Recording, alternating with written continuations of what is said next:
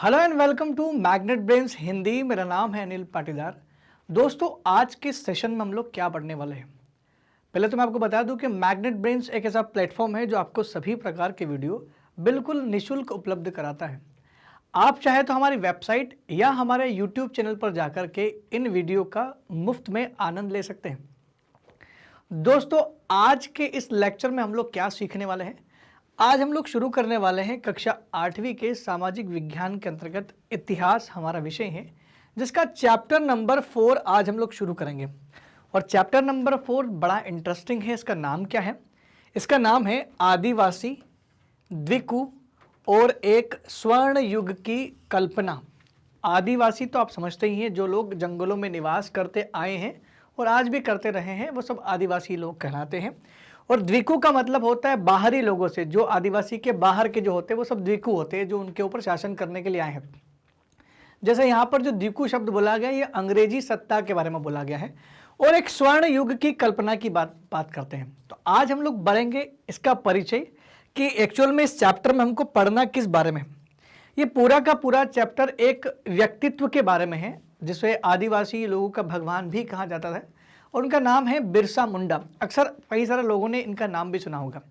तो बिरसा मुंडम का परिचय हम लोग पढ़ेंगे। इसमें बिरसा मुंडा साहब ने क्या क्या काम किए, इसकी भी बात इस पूरे चैप्टर में करने वाले। तो पहले तो मैं बता दूं कि 1895 में बिरसा नाम के एक आदमी को झारखंड में छोटा नागपुर के जंगलों और गाँव में घूमते हुए देखा गया था। ये कोई नहीं जानता एक्चुअल में कि वो कहाँ से आए थे, कौन थे, क्या थे। बस ये बोलते थे कि वो चमत्कारी व्यक्ति थे, उनको वो हमेशा घूमते रहते थे। तो 1895 में बिरसा नाम के एक आदमी को झारखंड में छोटा नागपुर के जंगलों और गांव में घूमते हुए देखा गया था। उनके पास चमत्कारी शक्तियां हैं और वह सारी बीमारियां दूर कर सकता था और अनाज की छोटी से छोटी ढेरी को कई गुना बढ़ा देता था। ये बिरसा मुंडा के बारे में लोग कहते थे कि जिस अनाज की ढेरी के बगल से वो गुजर जाते, वो अनाज की ढेरी रातों रात दुगनी हो जाती थी। इतना उनके अंदर चमत्कार था। बिरसा का जन्म एक मुंडा परिवार में हुआ था और मुंडा एक जनजाति समूह है जो छोटा नागपुर के पठार में रहता है। छोटा नागपुर का पठार झारखंड एरिया में पड़ता है। तो झारखंड के छोटा नागपुर के पठार के एरिया में जो मुंडा जनजाति है, वही मुंडा जनजाति के रहने वाले, मुंडा जनजाति से बिलोंग करते थे बिरसा मुंडा। उनका नाम ही था बिरसा मुंडा। ये सभी जनजाति वाले लोग अंग्रेजी शासन के कारण पैदा हो रही समस्याओं से बेचैन थे।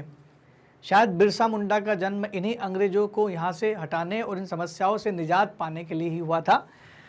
उनकी आजीविका खतरे में थी और धर्म छिन्न भिन्न हो रहा था। मतलब जो देखिए, आदिवासी लोगों को ऐसे कोई रोजगार करने या इन चीज़ों में बहुत ज़्यादा पैसे कमाने में उनको ज़्यादा इंटरेस्ट नहीं रहता है। उनका मेन काम अपने जो रीति रिवाज है, अपनी जो संस्कृति है, अपने जो धर्म है, उसका पालन करना और जंगलों में निवास करना और वहीं जीवन बिताना, उनका उसमें इंटरेस्ट ज़्यादा था। तो कोई अगर बोलो कि आपके जंगल छीन लेंगे, आपको बाहर कर दिया जाए, तो फिर उनको बहुत बुरा लगेगा।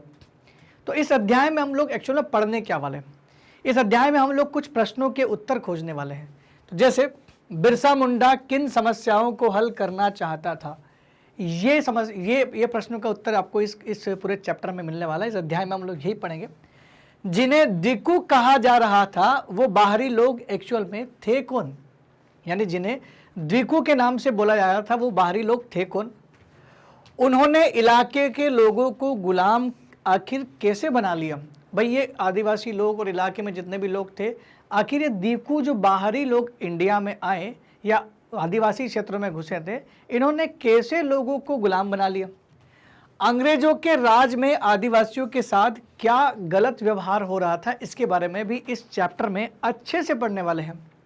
और अगला जो प्रश्न हमारा बनता है कि आदिवासियों का जीवन किस तरह बदल रहा था, ये भी हम लोग इसमें पढ़ने वाले हैं। अच्छा, हमने क्या चीज़ पिछले कक्षा में पढ़ी थी? तो हमने पिछले साल कक्षा 7 में आपने आदिवासी समाज के बारे में जरूर पढ़ा होगा, क्योंकि अगर आप 7-8 क्लास पढ़े तो डेफिनेटली आपने 7 क्लास तो SST पढ़ा ही होगा। ज़्यादातर कबीले रीति रिवाज और ज़्यादातर जो कबीलों की रीति रिवाज और रस्में जो होती थी, वो ब्राह्मणों के द्वारा निर्धारित रीति रिवाज और रस्मों से बिल्कुल अलग होती थी। मतलब आदिवासियों की जो रीति रिवाज और जो रस्में उनकी होती हैं, वो दूसरा जो हमारा समाज था उस समय उनके साथ में ब्राह्मण रस्म रिवाज वाला समाज था, उससे बिल्कुल अलग होती थी। यहां तक कि आदिवासियों के अंतर्गत भेदभाव भी नहीं दिखता था। समाज में ऐसे गहरे सामाजिक भेद भी नहीं थे। हमारे यहाँ तो भेदभाव, जाति प्रथा, छुआछूत, बहुत सारा ऊंच नीच था। जो जाति पर आधारित समाज में दिखाई देते थे वो सारी जो व्यवस्थाएं थी, छुआछूत की व्यवस्थाएं थी, सामाजिक भेदभाव थे, वो जनजातियों में नहीं दिखाई देते थे। आदिवासियों के बीच कोई आर्थिक और सामाजिक फर्क भी नहीं था। तो आदिवासियों के बीच कोई फर्क भी नहीं रहता था कि भाई अमीर है, गरीब है, या समाज में अपर कास्ट, लोअर कास्ट, या समाज में किसी को सरनेम के हिसाब से अलग अलग, तो ऐसा कुछ भी नहीं था। सब जनजातियों में समानता रहती थी, तो उनका समाज बिल्कुल परिपक्व कह सकते हैं और सही समाज था दूसरे समाज के मुकाबले। अब इस चैप्टर में हमारे टॉपिक क्या क्या रहेंगे वो मैं आपको बता दूं। हमारा इस चैप्टर में पहला टॉपिक रहेगा जनजाति समूह किस तरह जीते थे, उनकी जीवन शैली के बारे में हम लोग सबसे पहले लेक्चर में पढ़ने वाले। दूसरा हमारा जो टॉपिक इसमें हम पढ़ेंगे, शिकार का वक्त क्या है, बुआई का वक्त क्या है, और नए खेत में जाने का वक्त क्या, मतलब कैसे आदिवासी लोग अपनी खेती करते हैं, खासकर जूम की खेती के बारे में, कि उसमें अलग अलग वक्त की बात है, कब वो शिकार में जाते थे, या कब वो बुआई का वक्त कब होता था, या नए खेत की खोज में कब निकलते थे। तो एक कहानी के माध्यम से धीरे धीरे हम लोग समझने का प्रयास करेंगे। आपकी एनसीईआरटी में सब कुछ टॉपिक दिए हुए हैं। हमारा अगला टॉपिक होगा औपनिवेशिक शासन से आदिवासियों के जीवन पर क्या प्रभाव पड़ा, यानी जब औपनिवेशिक शासन चल रहा था तो उस समय आदिवासियों का जीवन किस तरह प्रभावित हो रहा था, ये भी इसमें हम लोग पढ़ने वाले हैं। और सबसे अंतिम हमारा जो लेक्चर होगा वो सबसे इम्पोर्टेंट होगा। आदिवासियों को नज़दीक से देखने पर हमें एक व्यक्ति के बारे में अक्सर पता चलता है, उनका नाम है बिरसा मुंडा। तो बिरसा मुंडा ने क्या किया, बिरसा मुंडा साहब कहाँ से बिलोंग करते थे और इन्होंने अंग्रेजों से कैसे निजात दिलाया, पूरी स्टोरी हम लोग एक लेक्चर में पढ़ेंगे। तो आपको समझ में आ गया कि हम लोग टोटल इसमें 4 लेक्चर अलग से पढ़ने वाले हैं। एक एक करके सभी लेक्चर को पढ़ेंगे। तब तक बने रहिए मैग्नेट ब्रेन्स के साथ, मेरे साथ तब तक आप बने रहिएगा, लिंक मत छोड़िएगा, तो आपको एक एक करके सारे वीडियो समझ में आ जाएंगे। और दोस्तों एक दूसरी बात कि अगर आपको हमारे वीडियो, कई बार क्या होता है कि यूट्यूब पर आपको वीडियो सीक्वेंस में नहीं मिल पाते, बड़ी मुश्किल होती है ढूंढना। तो अगर आपको ऐसी परेशानी हो रही है तो घबराइए ना, क्योंकि मैग्नेट ब्रेन्स आप लोगों के लिए लेकर के आया है एक दूसरा विकल्प जिसका नाम है magnetbrains.com। आप हमारी वेबसाइट पर विजिट कर सकते हैं। जैसे ही आप हमारी वेबसाइट पर जाओगे आपको मिलेगा India's number 1 100% free online educational platform, जो कि इंडिया का सबसे नंबर 1 और बिल्कुल फ्री ऑफ कॉस्ट प्रोग्राम है। आप यहाँ क्या कर सकते हैं, आप यहाँ जाकर के अपने टॉप कोर्सेज देख सकते हैं। जो भी कोर्स आपको करना है आप बस टॉप कोर्स को एक्सप्लोर करिए।